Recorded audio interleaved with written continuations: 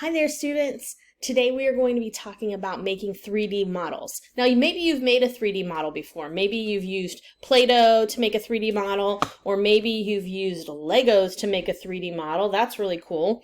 But I'm going to teach you a new way to make a 3D model in an online software program called tinkercad. And what you see on the screen in front of you is tinkercad.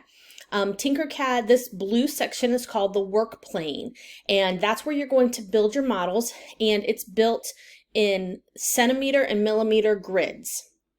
On the right hand side are shapes. So basically when you make a 3D model, you're going to put together different shapes to create your idea, to create your image.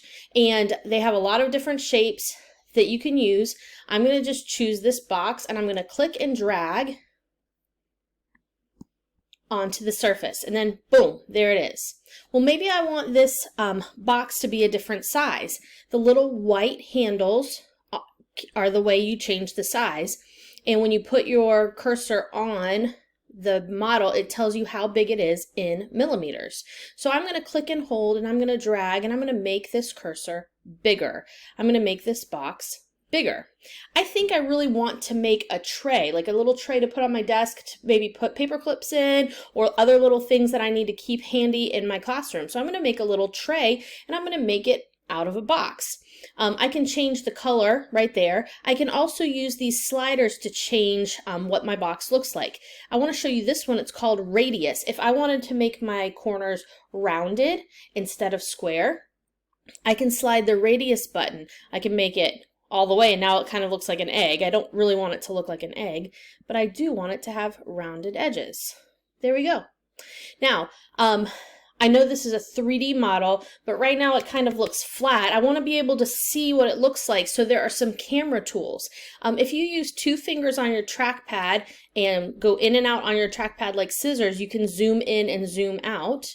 So I can zoom in and I can zoom back out just by making my fingers like scissors. I also, if I push my two fingers down on the trackpad and very gently slide around, I can adjust the angle. Wait. I can adjust the angle that I see. I have to press down on the trackpad, then slide around, and I can see my 3D model, my 3D shape from all different ways. Now there are other camera tools over here.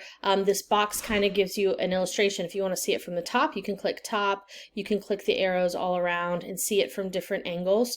This is another way you can zoom. And if you ever get lost, like I don't know which way's up, you can click the house and it takes you back to that home view where you started. All right, cool. So that's how you can see your 3D model. Now, my tray is not just a box. A tray has like a little indent in it. So I need to have a hole. So I'm going to put another shape exactly the same size as this. I'm going to duplicate it. You see this little cursor up here, duplicate and repeat. And I just clicked that, and now I have two that are exactly the same size. And so I'm going to use that new shape to make a hole. So I'm going to make this a little bit smaller. And instead of it being solid red, I'm going to change it to being a hole. Do you see how it looks a little see-through now? That's what our hole is. You use holes to cut things out of your 3D model. Let's turn our cursor this way. Now, I'm going to click on this hole shape, and you see there are little rotating things. I can change the angle of my 3D shape. I can rotate it right and left. I think I do want it a little bit rotated. Maybe I'm going to make a funky hole.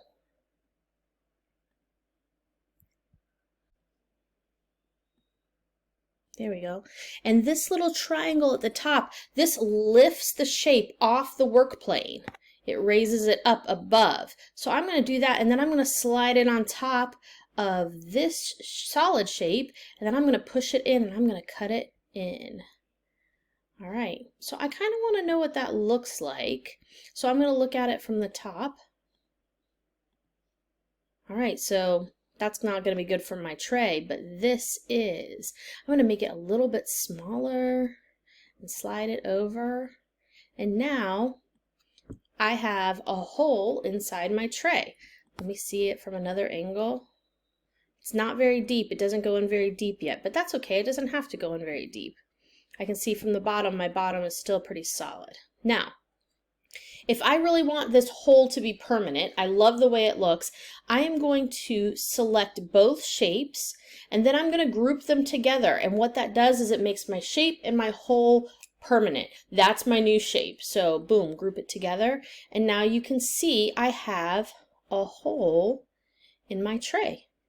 I could add another hole. Maybe I wanted a little cylinder hole, and I can maybe make it really, really small. And I'm going to bring it over here. And I can group these shapes together. And now I have 2 holes in my tray. Ooh, but that one goes all the way through. I can undo it. I have to lift it up a little bit. Let's see, I need to change my camera angle. Oh yeah, you can see how it goes all the way through. I don't want it to go all the way through, so I need to lift it up. Okay, and now I can select everything and group it. Very good. So now I have a tray with 2 holes in it, and I think it's great. Thank you so much for checking it out. I cannot wait to see all the fantastic things you create in tinkercad.